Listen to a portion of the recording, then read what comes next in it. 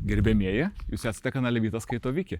Mes šiandien esame pietų Vokietijoje, miestelėje Erdmannhausen ir šiandienos tema – brecelis.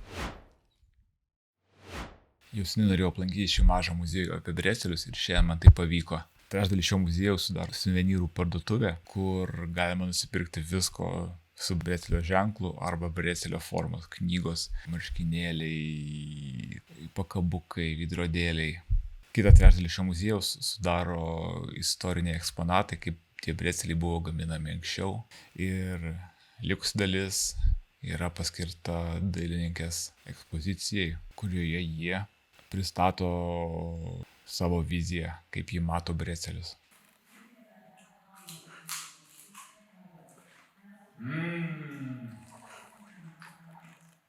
Toksai skanus brecelis. Man patinka. Brecelis tai dažniausiai sūrus, simetriškas kepinys iš tešlos, kilęs iš viduramžių vokiečių kalbančių kraštų, kaip Vokietija, Elzasas, Austrija, Šveicarija, Pietų Tirolis. Brecelio yra daugybė variacijų ir rūšių, bet patys populiariausi yra bavariški breceliai su vienodo storio forma ir švabiški breceliai su storu pilvuku.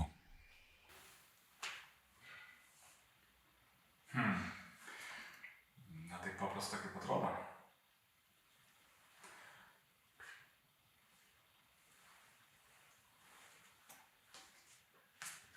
Nerealia.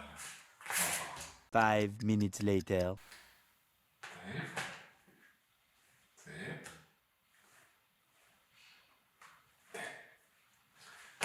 Mano pirmas brecelis. Tada.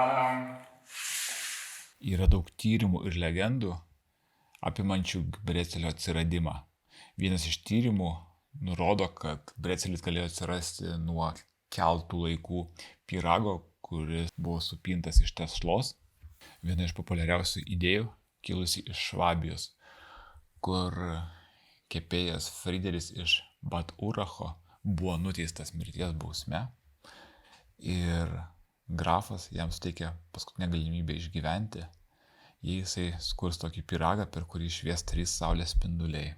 Kepėjas neįsivaizduojo, ką daryti, jo žmona taipogi sėdėjo be idėjų, skryžiavusi rankas. Ir kai kepėjas tai pamatė, jam kilo idėja padaryti pyragą tokios skryžiuotų rankų formos.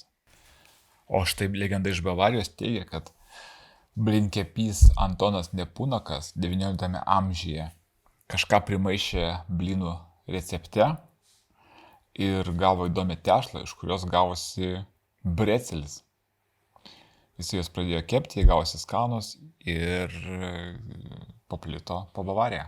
Brecelio tešla sudaryta iš miltų, salyklo, druskos, mielių, riebalų, tai yra margarino arba sviesto ir vandens. Kai kuriuose regionuose dar dadedama kiaulės taukų. Atskira brecelių rūšis, tai vadinami party breceliai. Tai iki pusės metro skersmens duonos kepiniai, kuriais galima pamaitinti grupę iki 30 žmonių. Brecelio žodžio kilmė iš lotynų kalbos reiškia rankos arba rankutės.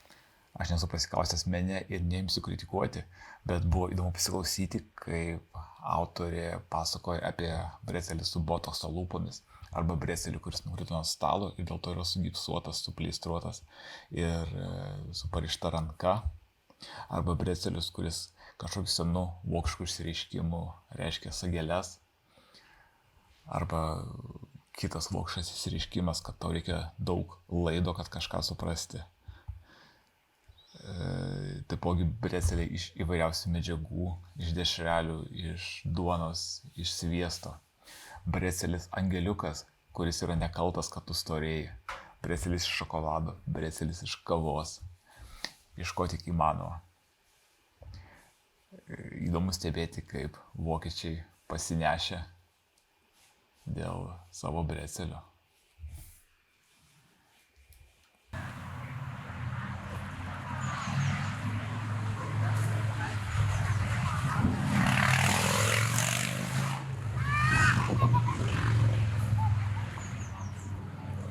Aš jau per senas šitam brecelį.